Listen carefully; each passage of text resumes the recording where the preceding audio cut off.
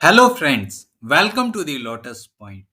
आज की इस वीडियो में हम सीखने वाले हैं टीडीएस के रिटर्न फाइल करने में आपसे कुछ मिस्टेक हो गई है तो आप खुद से टीडीएस का रिवाइज रिटर्न कैसे फाइल कर सकते हैं। इसके लिए आपको किसी भी सॉफ्टवेयर को खरीदने की जरूरत नहीं है। टीडीएस के रिटर्न फाइल करते समय आपने रॉन्ग पैन नंबर डाल दिया है या फिर रिटर्न में कोई चालान ऐड करना रह गया है या फिर नेम में, अमाउंट में या फिर ऐसे ही कुछ चेंजेस के लिए आप टीडीएस के रिवाइज रिटर्न को फाइल कर सकते हैं। टीडीएस के रिवाइज रिटर्न को आप दो तरीके से फाइल कर सकते हैं। पहला, ऑनलाइन मोड, जिसमें आप ट्रेसेस की वेबसाइट पे लॉगिन करके डीएससी की सहायता से टीडीएस रिटर्न में जो करेक्शन करना है वो आप ऑनलाइन ही कर सकते हैं और रिटर्न को फाइल कर सकते हैं। दूसरा, ऑफलाइन मोड, आप टीडीएस के रिटर्न को गवर्नमेंट के द्वारा दी गई टीडीएस आरपीयू यूटिलिटी के द्वारा ऑफलाइन मोड से टीडीएस रिटर्न में करेक्शन फाइल कर सकते हैं। तो चलिए आज की इस वीडियो में हम दोनों ही प्रकार के प्रोसेस को समझते हैं और खुद से आप टीडीएस का रिवाइज रिटर्न कैसे फाइल कर सकते हैं उसको समझने की कोशिश करते हैं। तो उसके लिए आपको सबसे पहले यहाँ पे ट्रेसेस पे लॉगिन कर लेना है। जैसे ही आप यहाँ पे लिखेंगे पहली वेबसाइट है, उसके ऊपर आपको टिक कर देना है। यहाँ पे आपको कंटिन्यू के ऊपर टिक करना है।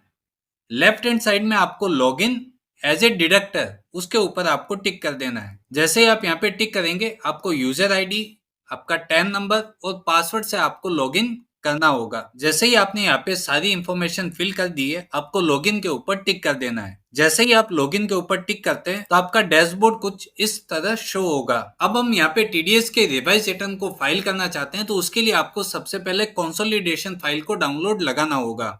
बट उससे भी पहले आपको जो पीरियड का आप रिवाइज रिटर्न फाइल करना चाहते हैं उसका पहले आप स्टेटस देख सकते हैं कि वो रिटर्न आपका प्रोसेस हो गया है या फिर एरर के साथ प्रोसेस हुआ है या फिर रिटर्न फाइल ही नहीं हुआ है।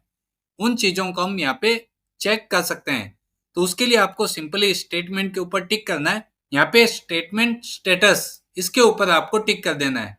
आप कौन से पीरियड का अपना रिटर्न चेक करना चाहते हैं उसको आप यहाँ से सेलेक्ट कर सकते हैं। यहाँ पे व्यू स्टेटमेंट स्टेटस, इसके ऊपर आपको टिक कर देना है। आप जैसे ही यहाँ पे टिक करेंगे आप देख सकते हैं कि प्रोसेस विदाउट डिफॉल्ट, इसका मतलब होता है कि आपका रिटर्न पूरी तरह से प्रोसेस हो चुका है, उसमें कोई भी प्रकार का डिफॉल्ट जनरेट नहीं हुआ है।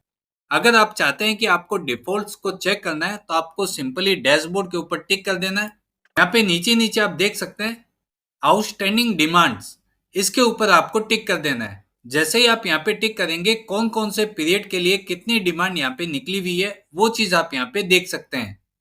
आप यहाँ पे डिफॉल्ट्स के ऊपर टिक करके भी व्यू डिफॉल्ट्स की समरी को देख सकते हैं। इसमें आपको पर्टिकुलर कौन से ईयर का और कौन से रिटर्न या फिर कौन से क्वार्टर का आपको डिफॉल्ट देखना है उसको आपको यहाँ पे टिक कर देना होगा।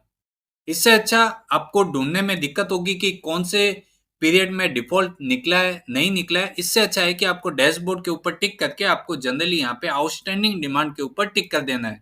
तो जितनी भी आपकी डिफॉल्ट्स की समरी होगी सब आपको यहाँ पे शो कर देगी। आपको जो पर्टिकुलर पीरियड का आपको देखना है उसके ऊपर आपको जनरली टिक कर देना है और यहाँ पे वो क्वार्टर का आपको डिटेल यहाँ पे शो कर देगा। जैसा कि हमने बताया था कि आपको अगर रिवाइज रिटर्न को फाइल करना है तो आपको सबसे पहले जो कंसोलिडेट फाइल होती है कॉन्सो फाइल, उसकी आपको रिक्वेस्ट डालनी होगी।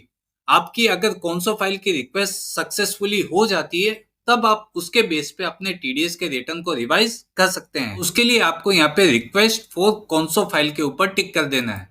यहाँ पे आप कौन से ईयर का और कौन से क्वार्टर के लिए आपको टीडीएस का रिटर्न रिवाइज करना है उसकी आपको कंसोलिडेट फाइल आपको डाउनलोड लगानी होगी। आप पर्टिकुलर यहाँ से फॉर्म को सेलेक्ट कर सकते हैं। अगर आपको सैलरी के रिटर्न के लिए कंसोलिडेट फाइल को डाउनलोड लगाना है तो 24Q को आप सेलेक्ट कर सकते हैं। नॉन सैलरी के लिए है तो आपको 26Q, और अगर आपको टीसीएस के लिए करना है तो आप 27Q और 27EQ को आप सेलेक्ट कर सकते हैं। तो अभी हम फिलहाल जो नॉन सैलरी होल्डर है उनका हमको टीडीएस का रिटर्न रिवाइज करना है तो मुझे 26Q यहाँ से सेलेक्ट कर लेना है, गो के ऊपर टिक कर देना है।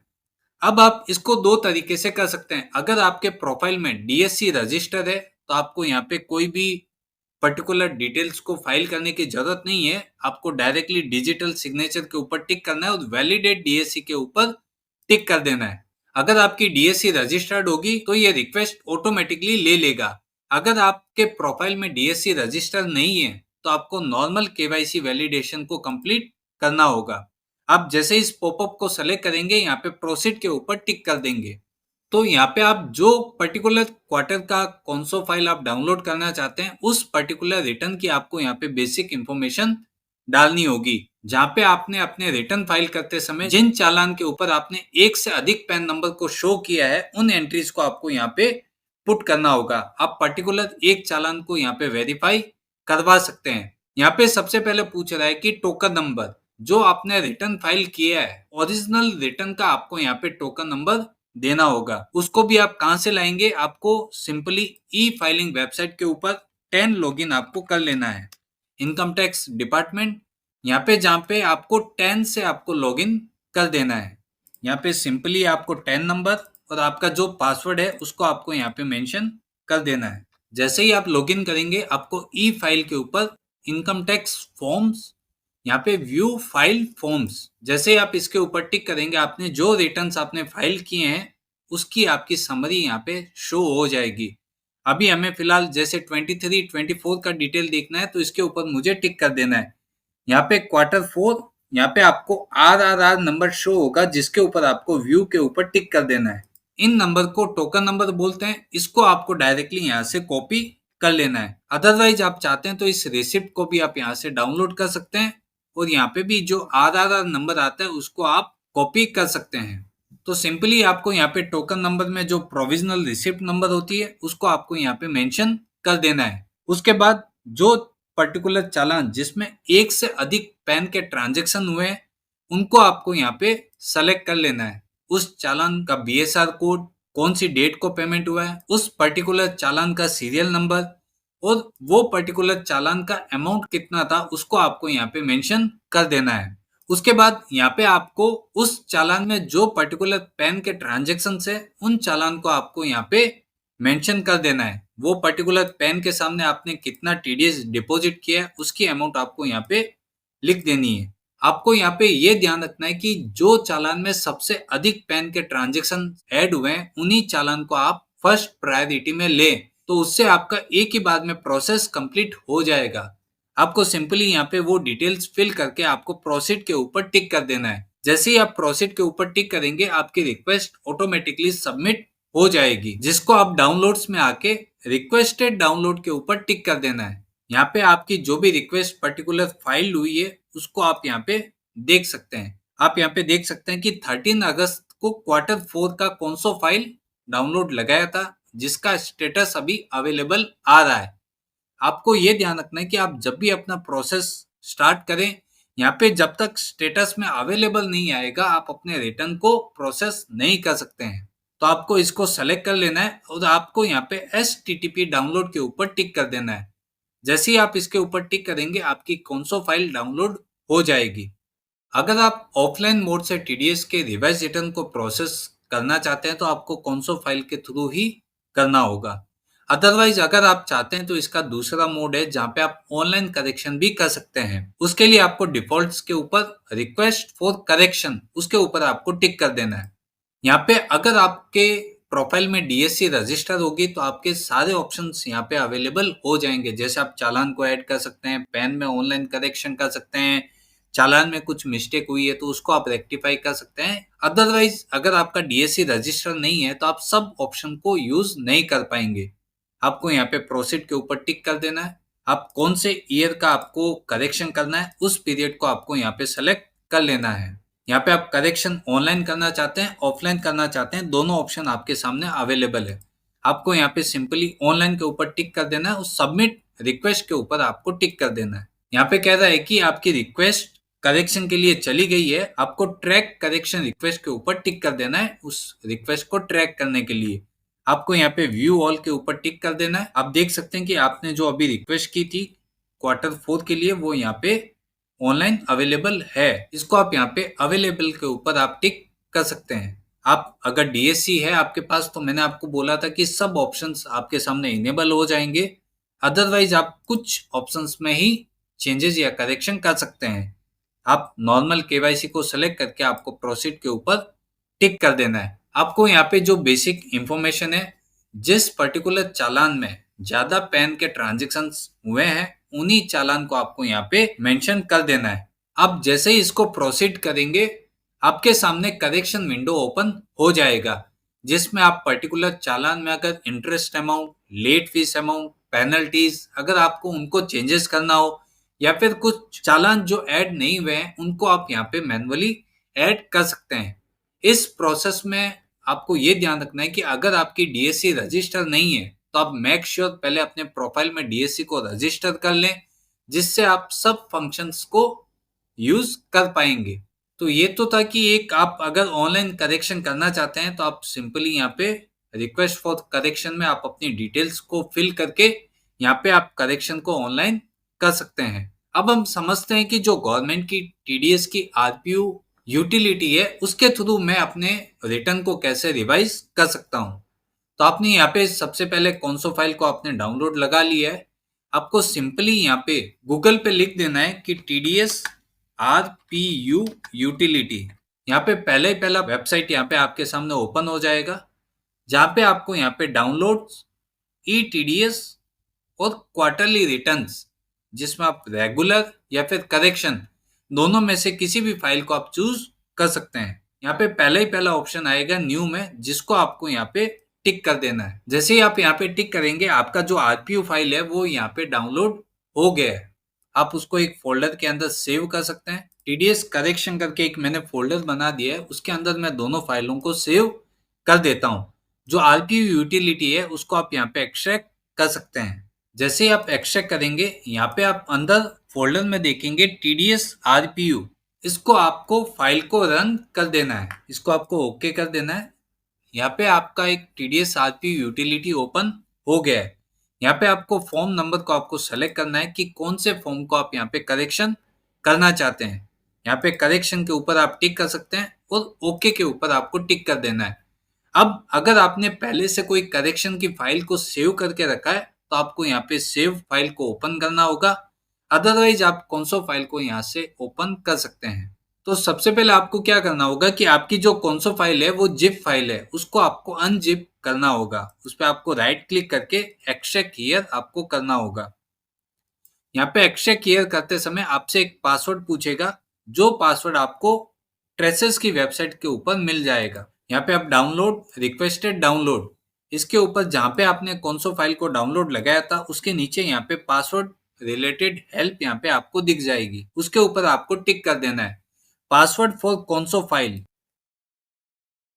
आपको ये पासवर्ड यूज करना होगा, जिसमें सिंपली आपको 10 नंबर आपका रिक्वेस्ट नंबर डाल के आपको उस कौनसो फाइल को अनजिप करना होगा।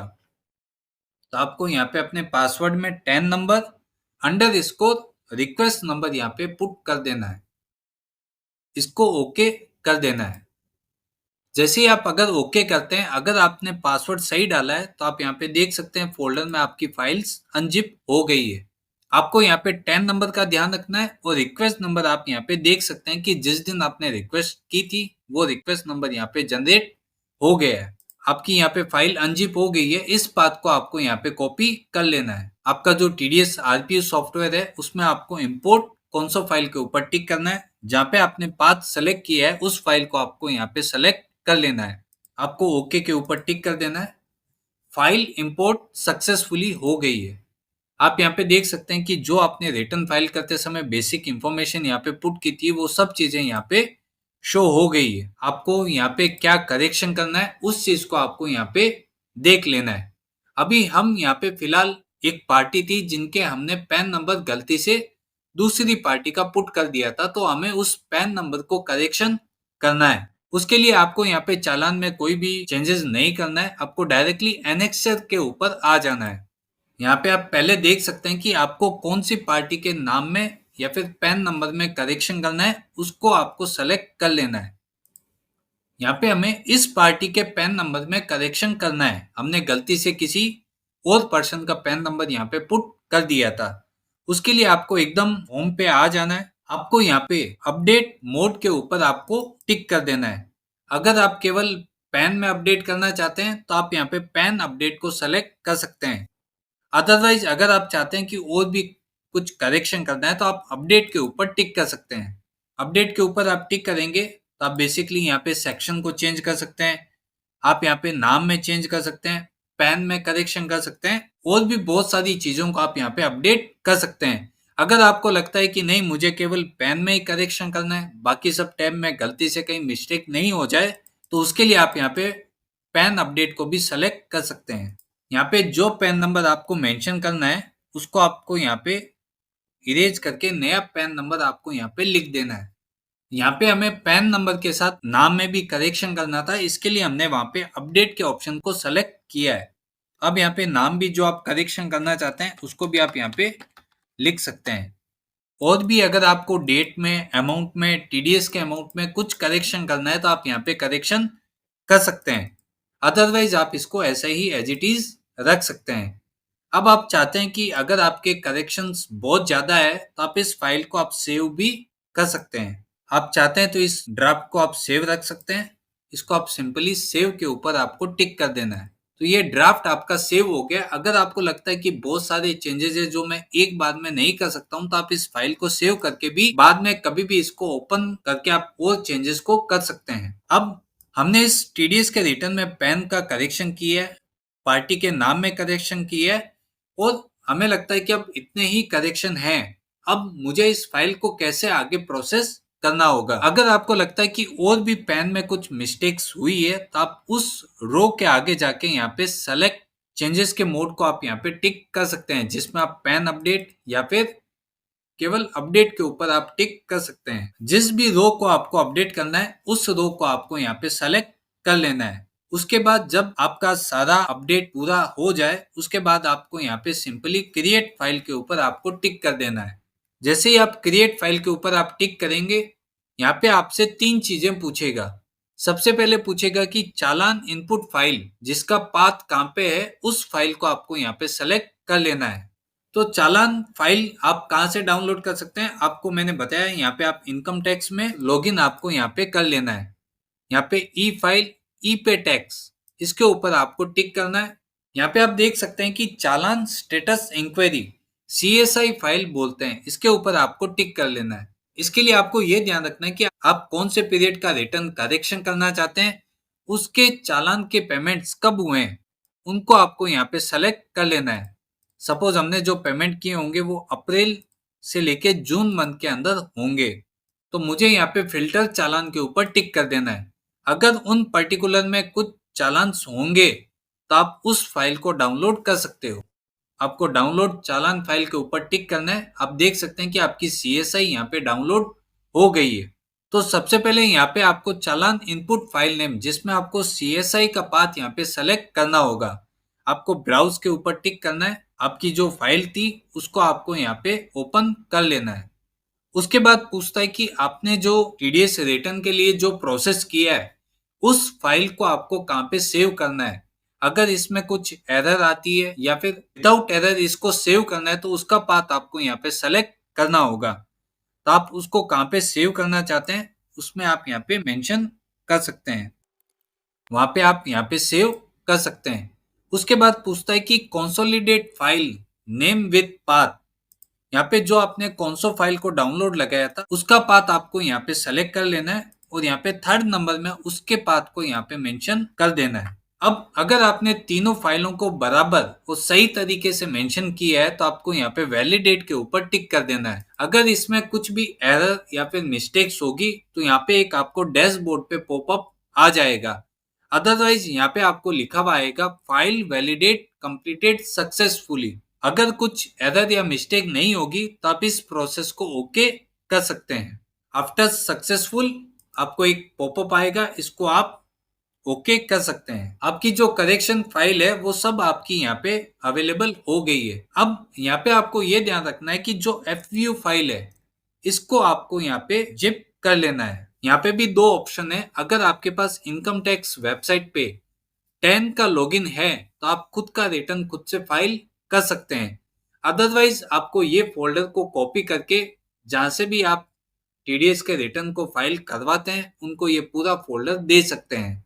आपको साथ में 27A, यहाँ पे आप वेरिफिकेशन में जो पार्टनर है उनका स्टैम्प और साइन आप यहाँ पे करके पूरे फोल्डर को आपको उन पर्सन को दे देना है जो आपके रिटर्न का काम करते हैं। यहाँ पे आप देख सकते हैं कि आपने जो करेक्शन किया है वो करेक्शन अमाउंट है 2484। अगर ये ओके है तो आपको कुछ भी देखने की जरूरत नहीं है। अदरवाइज आपको यहाँ पे चेक कर लेना है कि ये अमाउंट बराबर आ रही है या फिर नहीं आ रही है। अभी हम जानते हैं कि अगर मुझे ऑनलाइन प्रोसेस करना है तो मुझे इसके लिए एफवीयू फाइल को जिप फाइल में कन्वर्ट कर देना है और आपको ये पाथ को सेलेक्ट कर लेना है। अब इनकम टैक्स वेबसाइट पे आपने जहाँ पे लॉगिन किया था वहां पे ई फाइल इनकम टैक्स फॉर्म, वहां पे आपको फाइल इनकम टैक्स फॉर्म के ऊपर आपको टिक कर देना है। यहाँ पे बहुत सारे ऑप्शंस अवेलेबल है जहाँ पे आपको टीडीएस के रिटर्न को आपको सेलेक्ट कर लेना है। Deduction of tax at source form TDS, इसके ऊपर आपको फाइल नाउ के ऊपर टिक कर देना है। यहाँ पे लेट्स गेट स्टार्टेड के ऊपर टिक करना है। आप कौन से फॉर्म को आप यहाँ पे फाइल करना चाहते हैं। यहाँ पे हमने करेक्शन किया है 26Q अदर देन सैलरी, उसको आपको यहाँ पे सेलेक्ट कर लेना है। उसके बाद कौन से ईयर का आप करेक्शन करना चाहते हैं उस पीरियड को आपको यहाँ पे सेलेक्ट कर लेना है। अब यहाँ पे दो ऑप्शन आएगा। अगर आप पहला रिटर्न फाइल कर रहे हैं तो आपको रेगुलर के ऑप्शन को चूज करना है। अगर आप टीडीएस के रिवाइज रिटर्न को फाइल कर रहे हैं, उसमें कुछ करेक्शन कर रहे हैं, तो यहाँ पे करेक्शन के ऑप्शन को आपको यहाँ पे सेलेक्ट कर लेना है। अब जैसे ही आप यहाँ पे सेलेक्ट करेंगे, यहाँ पे आपसे दो नंबर पूछेगा, एक ओरिजिनल रिसिप्ट नंबर और जो प्रीवियस रिसिप्ट नंबर है उसकी डिटेल आपको यहाँ पे देनी होगी। अगर आप पहली बार करेक्शन कर रहे हैं तो दोनों में सेम ही नंबर आपको यहाँ पे पुट करना होगा। इस नंबर को देखने के लिए आप फिर से आप ई फाइलिंग पोर्टल पे देख सकते हैं। अदरवाइज जो आपने आरपीयू यूटिलिटी डाउनलोड की है उसके अंदर भी आपको ये नंबर शो होते हैं। आप इन नंबर को आप मेंशन कर सकते हैं। अब आप पहला करेक्शन कर रहे हैं तो आप देख सकते हैं कि ये दोनों नंबर आपके सेम है। अगर आप सेकंड टाइम या थर्ड टाइम आप करेक्शन करते हैं तो यहाँ पे जो नंबर आता है वो एज इट इज नंबर आपको वहां पे मेंशन करना होगा। आप यहाँ पे वो नंबर मेंशन कर सकते हैं। आपको मेक श्योर रहना है कि ये नंबर आपने एकदम से सही पुट किया है। अदरवाइज आप अपना टीडीएस का रिटर्न करेक्शन तो कर देंगे बट वो ई फाइलिंग वेबसाइट पे एक्सेप्टेड नहीं होगा। आपने जहाँ पे एफव्यू फाइल को सेव किया है उसका पाथ आप कॉपी कर लेंगे। यहाँ पे अटैच फाइल के ऊपर आपने जो एफव्यू फाइल को कॉम्प्रेस किया था उस फाइल को आपको यहाँ पे सेलेक्ट कर लेना है। अगर इस फाइल में कुछ मिस्टेक होगी तो यहाँ पे भी एरर आ सकती है। अदरवाइज अगर ये फाइल सक्सेसफुली हो जाता है तो आपको इसको यहाँ पे प्रोसीड टू ई वेरीफाई के ऊपर आपको यहाँ पे टिक कर देना है। यहाँ पे आपके पास दोनों ऑप्शन है। अगर आपके पास आधार नंबर रजिस्टर्ड है तो आप उसके ओटीपी के थ्रू भी आप यहाँ पे अपने रिटर्न को फाइल कर सकते हैं। अदरवाइज आपने डीएससी भी रजिस्टर किया है तो आप डीएससी के ऑप्शन को भी यूज करके अपने रिटर्न को फाइल कर सकते हैं। आप यहाँ पे थ्रू बैंक अकाउंट और डीमेट अकाउंट के थ्रू भी आप अपने रिटर्न को फाइल कर सकते हैं। बट मेक श्योर कि वो सब चीजें आपके प्रोफाइल में वैलिडेट होनी चाहिए। आप यहाँ पे आधार ओटीपी के ऑप्शन को यूज कर सकते हैं और यहाँ पे कंटिन्यू के ऊपर आप टिक कर सकते हैं। यहाँ पे आप जब भी कोई प्रोसेस को करते हैं तो उसको आपको एग्री करके जनरेट आधार ओटीपी के ऊपर टिक कर देना है। जैसे ही यहाँ पे आपको आधार ओटीपी आया है वो नंबर्स आपको यहाँ पे मेंशन करके इसको आपको वैलिडेट कर देना है। जैसे आप वैलिडेट करेंगे आपका यहाँ पे एक मैसेज आएगा, आपका जो करेक्शन है वो सक्सेसफुली सबमिट हो गया है। अब जैसे मैंने आपको बताया था कि अगर आप ओरिजिनल रिसिप्ट नंबर और प्रीवियस रिसिप्ट नंबर में अगर कुछ भी मिस्टेक करते हैं तो आपका फाइल तो यहाँ पे सक्सेसफुली सबमिट हो जाएगा बट वो एक्सेप्टेड हुआ है या नहीं हुआ है उसको आपको चेक करने के लिए आपको ई फाइलिंग टैब के ऊपर आना है। इनकम टैक्स फॉर्म्स और व्यू फाइल्ड फॉर्म्स के ऊपर आपको टिक कर देना है। जैसे आप यहाँ पे टिक करेंगे आप यहाँ पे देख सकते हैं कि जो स्टेटमेंट करेक्शन हुए हैं वो आपको यहाँ पे अलग से शो हो जाएगा। उसके ऊपर आपको यहाँ पे टिक कर देना है।